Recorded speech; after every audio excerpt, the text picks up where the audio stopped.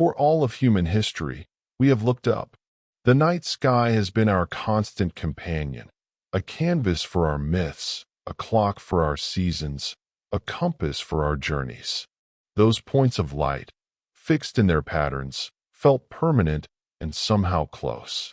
Ancient astronomers thought they were holes in a celestial sphere, letting through the light of a heavenly fire. Later, we understood they were suns. But suns how far away? The answer to that question didn't just change astronomy. It changed our understanding of reality itself. We have a word for that distance now. You've heard it 1,000 times. A light year. It sounds like a measure of time. It feels abstract, a term for scientists and dreamers. But it is, in fact, one of the most concrete and humbling ideas our species has ever grappled with. It is the true yardstick of the cosmos, and to understand it is to undergo a fundamental shift in perspective. Tonight, we are going to take a journey, not a journey of a few miles or a few thousand kilometers, but a journey of scale. We will start with the distances our bodies are built to understand, the world we can touch and walk. And then, step by logical step, we will expand our vision outward, watching as familiar measures crumble and a new, staggering reality takes shape. We will see why the light year is not a convenience, but a necessity. And by the end, you will feel, in your bones, what it truly means to live in a universe measured not in miles, but in light. Our story begins with the ground beneath our feet. We are spatial creatures. Our brains are exquisitely tuned to judge distance. The reach of your arm, the walk to your neighbor's house, the drive to the next town. These distances are measured in steps, in minutes, in the rhythm of our travel. A kilometer isn't just a number. It's about a 10-minute walk. You feel it in your legs. You see it pass by your car window. This is human-scale distance. We can stretch this sense. The width of a continent, say for 1,500 kilometers from New York to Los Angeles, is vast, but it is still comprehensible. It's a 5-hour flight. People do it every day. They experience the journey, the changing landscapes, the time zones, the fatigue. It fits within a single human experience, a single day.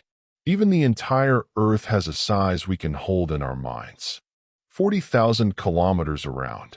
Magellan's crew proved it could be circled, though it took them 3 brutal years. Today, a jet could theoretically do it in under 2 days. The Earth is immense from our perspective, standing on its surface, but it is not incomprehensible. It is a finite sphere, a closed world we have, in a sense, conquered. But here is the first crack in our intuition. Look at the moon. It is our companion. It lights our nights, pulls our tides. With a small telescope, you can see its mountains and valleys. It feels tantalizingly close. And yet, the distance to the moon is roughly 384,000 kilometers. Say that number out loud. It lacks meaning. It's just a big number. There is no earthly analog. It is not like 384,000 trips to the grocery store. It is a void, a pure, unbroken gulf of nothingness. And to cross it, we had to achieve something extraordinary. The Apollo missions. The most powerful machines ever built by humans, the Saturn V rockets, hurled their tiny payloads upward at 11 kilometers every second. Think about that speed. It is 400 times faster than a car on the freeway. At that velocity, a velocity that defies all earthly experience, the journey to our closest neighbor still took 3 days. 3 days of traveling through a perfect, soundless vacuum. This was our first, stark lesson. The scale of our world is one thing. The scale of space is something else entirely. And we were only going to the moon. Now, turn your gaze to our star. The sun. It is the engine of our world, the source of every breeze, every flower, every beat of every heart. It feels immediate, overwhelming. Its distance, On average, 150 million kilometers. Try to feel that. You can't. The human mind has no architecture for 150 million of anything meaningful. We didn't evolve to think on that scale. We evolved to think about the distance to the next watering hole. If you took that heroic Apollo spacecraft, that pinnacle of 1960s engineering, and pointed it at the sun, it would chug along for over 5 months before it got there. 5 months. Even our new champion, the Parker Solar Probe, the fastest human-made object ever, uses the sun's own gravity as a cosmic slingshot to reach an almost ungraspable 192 kilometers per second. And yet, relative to the distances involved, it is still a slow, patient traveler, taking months to complete its looping, daring orbits. And now, the breaking point. The sun is our nearest star. The very next one, Proxima Centauri, is about 266,000 times farther away. 266,000 times the distance that already breaks our fastest machines. If I were to write the distance to Proxima Centauri in kilometers, it would be 40,140,000,000,000. 40,140,000,000,000 kilometers. It is a meaningless string of digits. It conveys no sense of scale, no feeling of journey. It is a numerical corpse. This is why astronomers abandoned kilometers. It wasn't a choice, it was a necessity. Using kilometers for interstellar distances is like using the width of a human hair to survey a continent. The tool is useless. They needed a new standard, a ruler forged from the very fabric of the universe. They needed a ruler based on light. What is light? We take it for granted. We flick a switch, and a room is illuminated. We open our eyes, and the world is just there. For most of history, people assumed light traveled instantly. Of course it did. You saw something the moment you looked. But in 1676, a Danish astronomer named Ole Romer was meticulously timing the eclipses of Jupiter's moons. He noticed something peculiar. When Earth was farther from Jupiter in its orbit, the eclipses happened later than predicted. When Earth was closer, they happened sooner. The only possible explanation was radical. Light had a finite speed. It took time to cross the vast space between planets. Romer had stumbled upon one of the universe's most profound truths. We now know that speed with exquisite precision, 299,792.458 kilometers per second. For our journey, we can call it 300,000 kilometers per second. It is more than a speed. It is a universal constant. It is the same in every corner of the cosmos, for every observer. It is woven into the equations of reality by Einstein. Nothing can travel faster. Not information, not matter, not influence. Let's try to feel this speed. Imagine a beam of light unleashed. In one single second, the time of a heartbeat, it could travel from the Earth to the Moon and almost all the way back. It could circle our entire planet over 7 times. While a passenger jet is lumbering through 1 kilometer, light has traveled over 1,000,000 kilometers. Even our mighty Parker Solar Probe, straining at 192 kilometers per second, is moving at a pathetic 0.064% of light speed. From light's perspective, our greatest engineering is a glacial crawl. This finite speed has a breathtaking consequence. We see the past. The light from the sun takes 8 minutes and 20 seconds to reach us. You are not seeing the sun as it is. You are seeing it as it was over 8 minutes ago.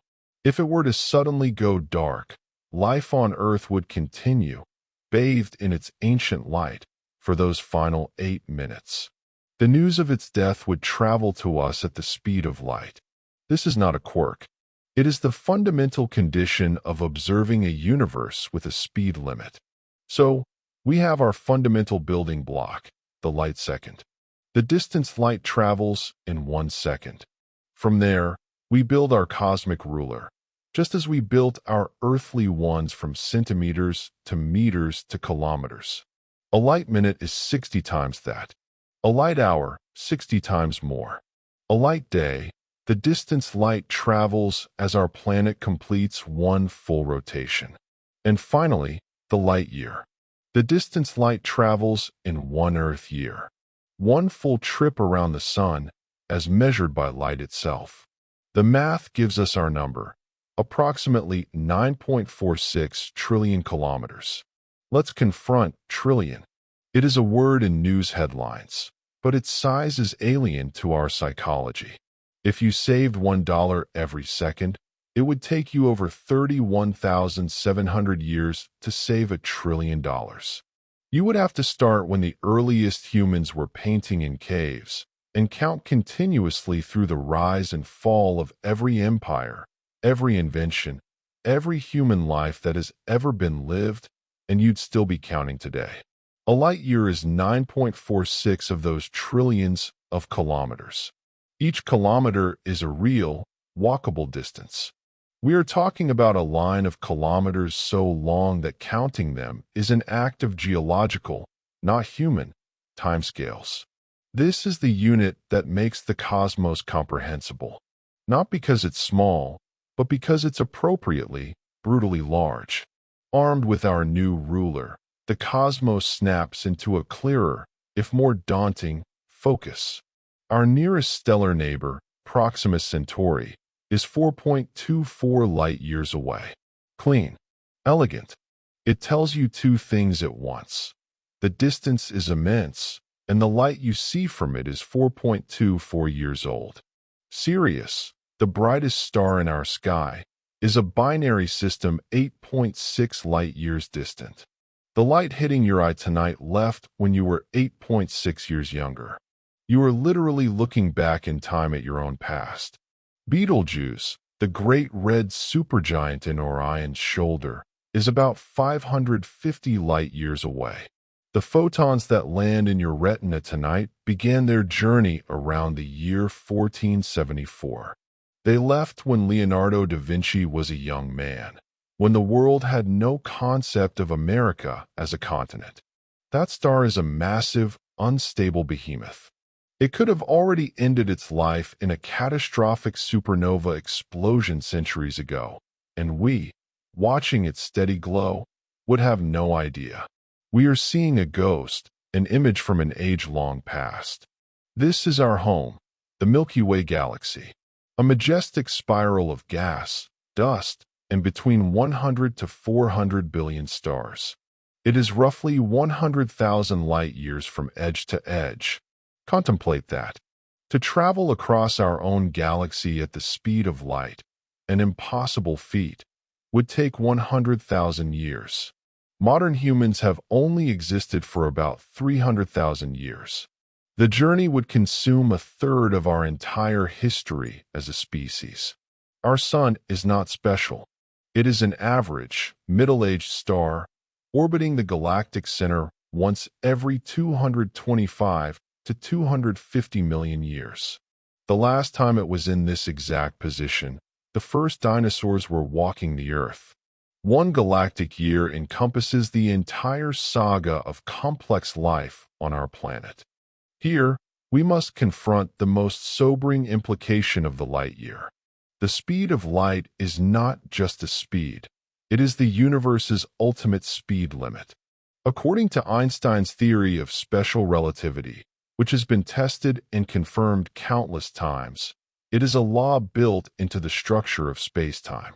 For anything with mass, a person, a spacecraft, an atom, to reach light speed would require infinite energy. It is not an engineering problem. It is a fundamental prohibition. This transforms the light year from a simple distance into a minimum travel time, a barrier written into the laws of physics. So, what does interstellar travel look like under this law? With anything resembling current technology, a voyage to Proxima Centauri would take tens of thousands of years. We'd need generation ships, self-contained arcs where generations would live and die during the journey, their distant descendants arriving at a world their ancestors had never seen. More ambitious concepts, like the Breakthrough Starshot Initiative, imagine using powerful lasers to push tiny, gram-weight probes to 20% of light speed. Even then, the journey takes over 20 years, and getting any data back takes another 4. It is a one-way, high-risk mission for a postage stamp-sized machine. The dream of zipping between stars like in science fiction slams against the unyielding wall of the light year. This barrier also defines the search for alien life. Our television and radio signals have been leaking into space for about a century. They form a bubble around Earth about 100 light years in radius.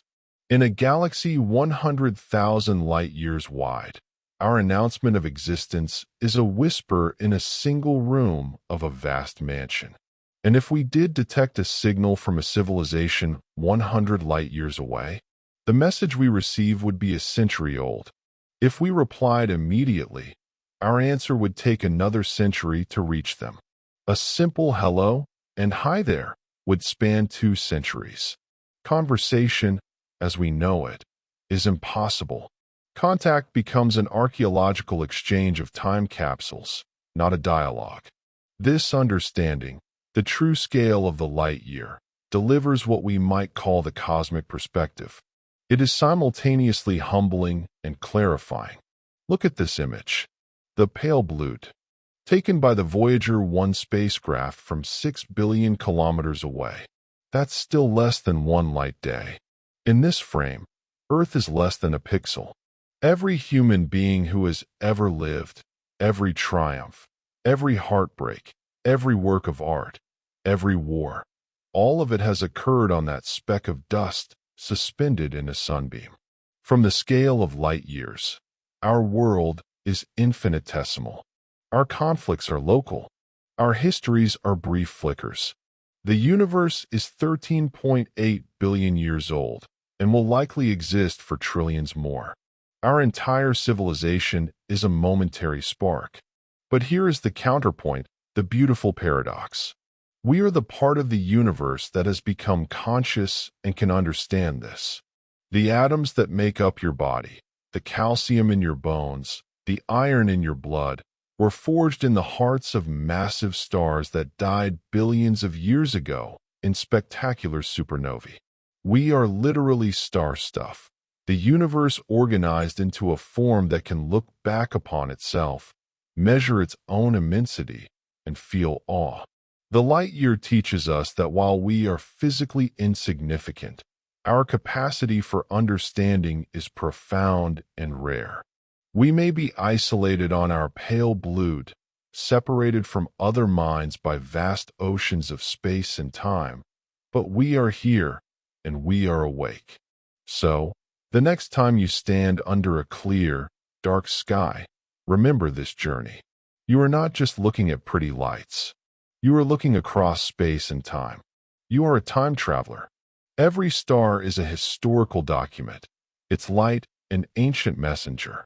The light year is more than a unit. It is a story. It is the story of light's constant sprint, of the universe's staggering size, of our own small but wondrous place within it. It tells us we are alone and yet connected to everything.